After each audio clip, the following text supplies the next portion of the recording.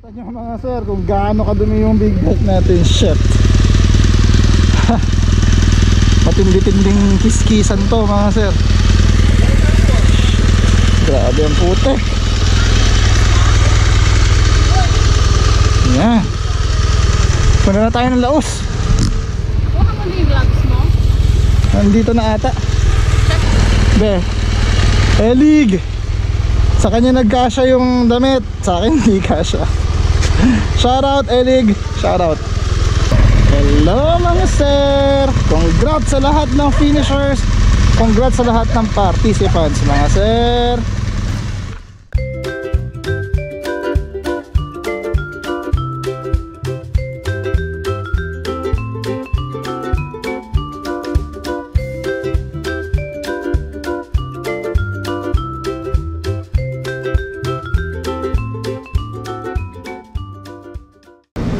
Di bale mga sir, ang total na gas na na-consume natin for the whole Ironman is around 3,000 pesos. Hindi ko na lang alam yung exact na consumption, pero ang total na lumabas sa wallet ko 1,000, 1,500, saka isa pang 500. So 3,000 pesos lahat-lahat mga sir. Tapos regarding the total distance traveled naman mga sir, we traveled a total of 1,216 kilometers mga sir. 1,216.8 kilometers. Tinatawag ko sa bawat isa sa amin, ganoon din sa aming mga anak at sa aming kinabubuhay, O Lord. Today, this morning, Father, we are about to start our awarding. We indulge your presence to each and every one of us. Clear not to continue anymore, and those who unfortunately encountered some minor unfortunate incidents along the way.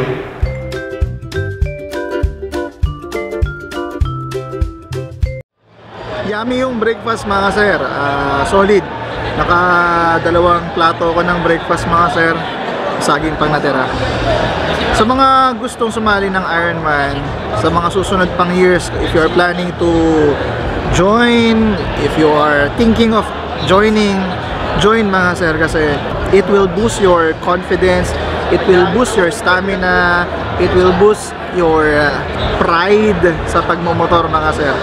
Ibang level kasi yung nakikreate niyang energy, tapos yung drive para matapos siya mga sir. Alam niyo yung pagpapalapit ka na sa finish line, yung 20 kilometers, 30 kilometers na lang yung natitira, parang napapagod ka na, pero sige, go pa, push. Yun yung masarap sa kanya yung drive, yung final drive to get to the checkpoint. Saka yung nabanggit ko kahapon na ang mahirap talaga sa kanya yung masurvive mo yung madaling araw, kasi 10 PM or 9 PM kayo papatake off yung first 2 hours, first 3 hours, okay na okay ka yan kasi expressway, papunta ng vegan and etc. Pero pagdating ng alas 2, alas 3, alas 4 ng umaga, lalo na tayong mga normal na natutulog talaga sa gabi, aantukin ka nyan. Yung energy mo bababa, yung hinihikab ka. Kaya once na ma-survive mo yung madaling araw mga sir, sunod-sunod na yan, tuloy-tuloy ka na. Kasi pag inabutan ka ng sikat ng araw, yun kasi yung catalyst ng katawan natin na, uy, umaga na pala. Hindi ka na ngayon aantukin.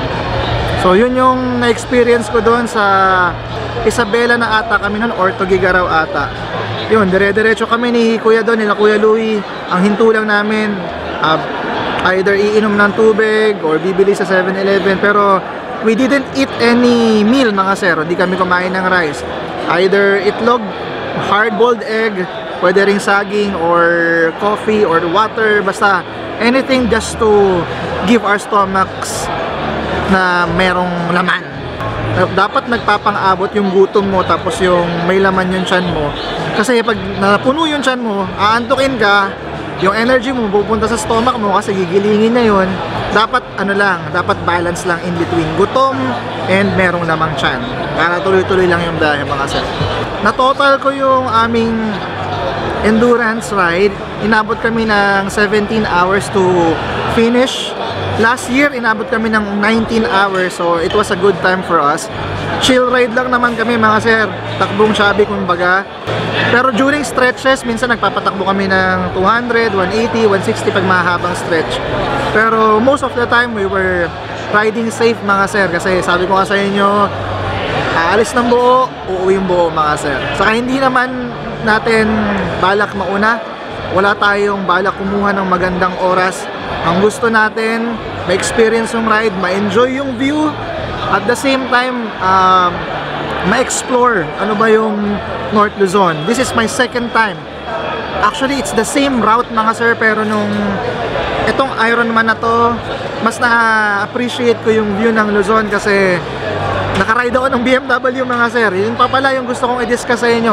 For those people thinking of buying a BMW GS, yun na yung GS it's a very nice bike. Complete, may speed, yung suspension sobrang ganda, yung gasoline sobrang laki ng gas tank niya, kaya why hassle, sabi nga ng mga kababayan natin sa Cebu.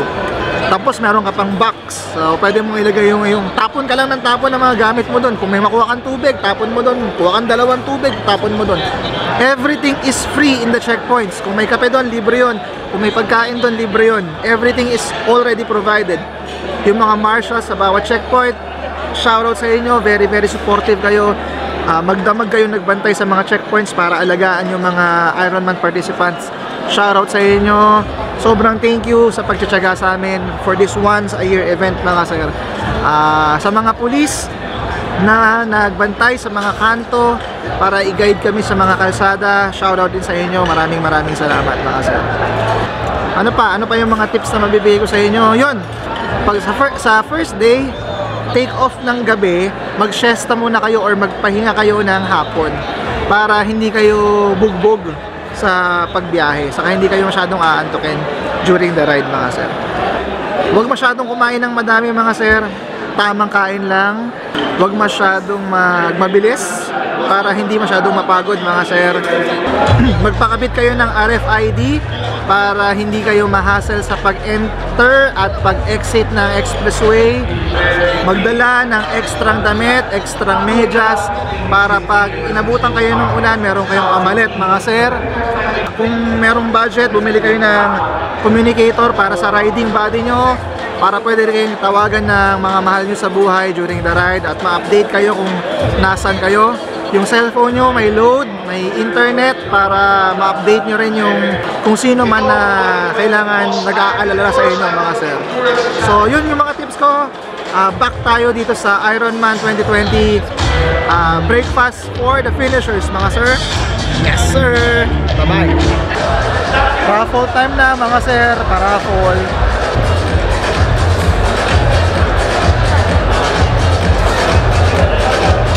Mga sir, yan na, bunutan na ng raffle na motor.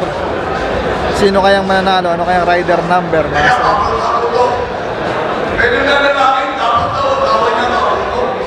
Punta tayo sa harap mga sir, panoorin natin kung sino mananalo. Ayan na! Ayan na! Ayan na! Thank you. Ito po, mga kasama, Megalon Prime. nagwagi.